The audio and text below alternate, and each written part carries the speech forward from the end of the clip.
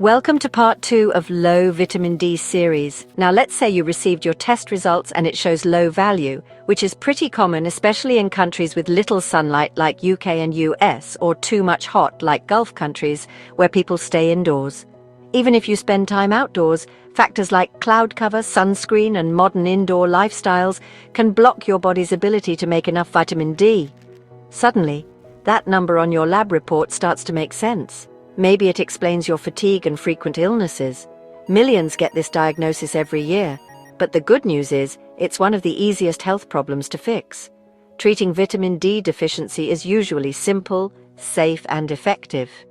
It's not about a drastic lifestyle overhaul, just a few smart changes and the right supplement. With the right approach, you can start feeling better than you have in years. When your doctor says your vitamin D is low, they're talking about the level of 25-hydroxyvitamin D in your blood. In general, levels above 75 nanomole per liter or 30 nanogram per milliliter are considered sufficient. Optimal health may require even higher levels, up to 125 nanomole per liter or 50 nanogram per milliliter. If you're between 50 and 75 nanomole per liter, you're insufficient. Below 50, you're deficient.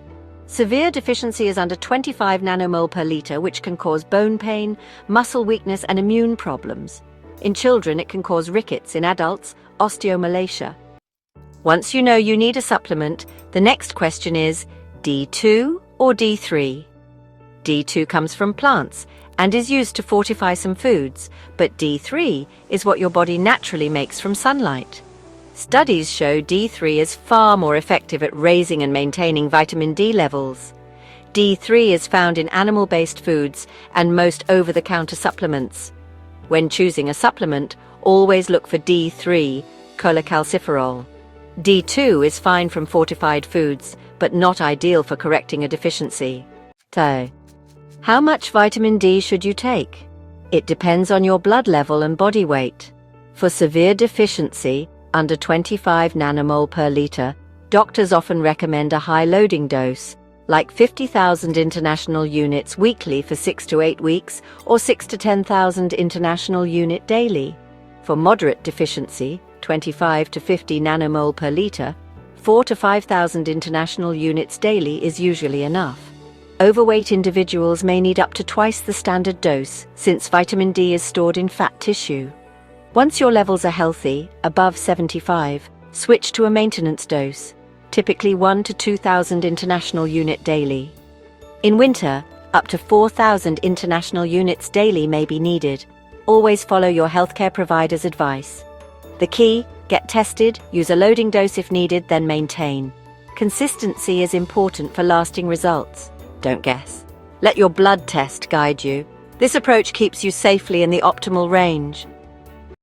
Next question is, should I take vitamin D alone or with other supplements?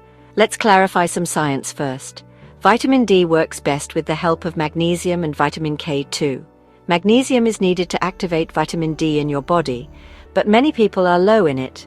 High doses of vitamin D can use up your magnesium, causing cramps or muscle pain.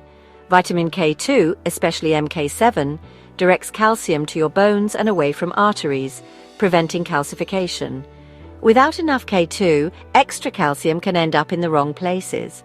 A smart plan includes all three: D3, magnesium, 200 to 400 milligram, and K2, 100 to 200 microgram.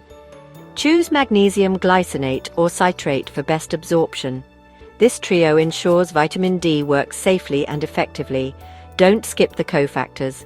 Body needs the full team. Correcting a deficiency takes time, usually 8 to 12 weeks of higher doses. After your loading phase, retest your blood ideally after 3 months.